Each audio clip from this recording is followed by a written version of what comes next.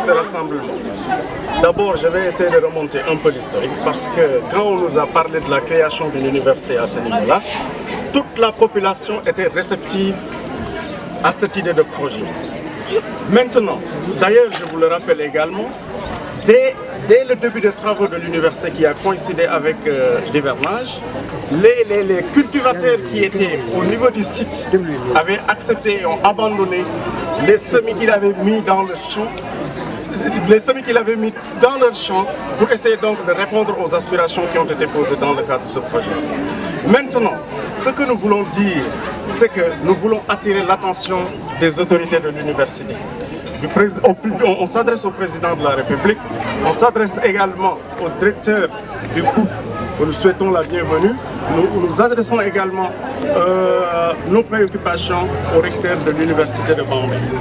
Ce que nous pouvons dire, ce que vous pouvez retenir aujourd'hui, c'est que la population de Bambey est déçue sur toute la ligne.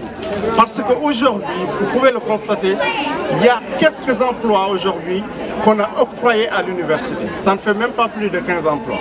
Donc je ne parle même pas des postes de responsabilité parce qu'ils n'y pensent même pas. Elles ont une connaissance lacunaire, je peux dire, de l'expertise locale. Donc de ce point de vue-là, ce que nous voulons dire, ce rassemblement que vous voyez aujourd'hui renseigne sur une population en colère, une population qui en a ras-le-bol, une population vraiment qui veut parler aux autorités de ce pays-là. Parce que c'est inadmissible. C'est inadmissible qu'une université de cette envergure soit là et que les gens ne puissent pas trouver un emploi. Les gens qui travaillent sur ce site-là ont perdu leur terrain. Et pire, je vous dis, cette bande de terre qui se situe entre l'université et le village de Bambey a été bradée de façon vraiment sans scrupule, je peux dire. Cette bande de terre qui se situe aujourd'hui entre l'université et le village de Bambey a été bradée. Donc vraiment, nous réitérons notre engagement et je vous dis que la population s'est déterminée plus que jamais à tenir tête à ces autorités-là. Et ça, c'est le début du combat. Dans les prochains jours, vous allez nous entendre davantage parce que nous allons dérouler notre plan d'action.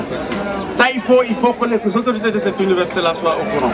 Vraiment, nous lançons encore un appel une fois au président de la République.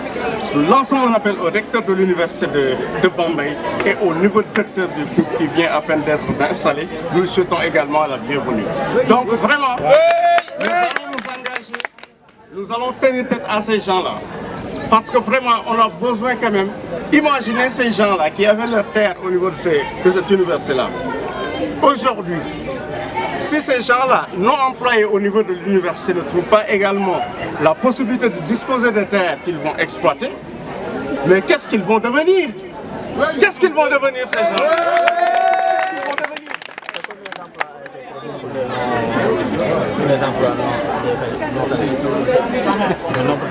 Ils avaient signé des clauses avec les propriétaires terriens. Ces clauses n'ont pas été respectées jusqu'à l'heure où je vous parle. On a essayé de faire le décompte actuel du nombre d'employés au niveau de l'université, mais ça ne dépasse pas 15 personnes. Ça, c'est triste. Et combien d'emplois ont été promis? Combien d'emplois ont été promis? Non, ils avaient dit qu'ils vont recenser l'ensemble des personnes qui sont sur le site.